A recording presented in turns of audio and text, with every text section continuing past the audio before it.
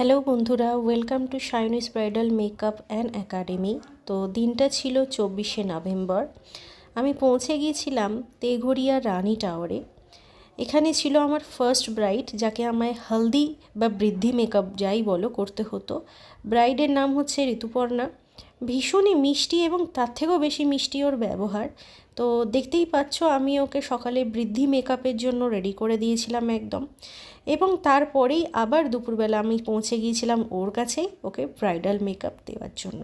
তো যেহেতু ওই দিনকে আমার আরও বুকিং ছিল, তাই জন্য আমি ভালোভাবে পিকচার নিতে পারিনি। যেটুকু নেওয়া হয়েছে এটুকুই নেওয়া হয়েছে, এর বেশি পসিবল হয়নি। তারপরেই আমি পৌঁছে গিয়েছিলাম আমার সেকেন্ড লোকেশন সপ্তর্ষির কাছে, যেটা ছিল বিধাননগরে।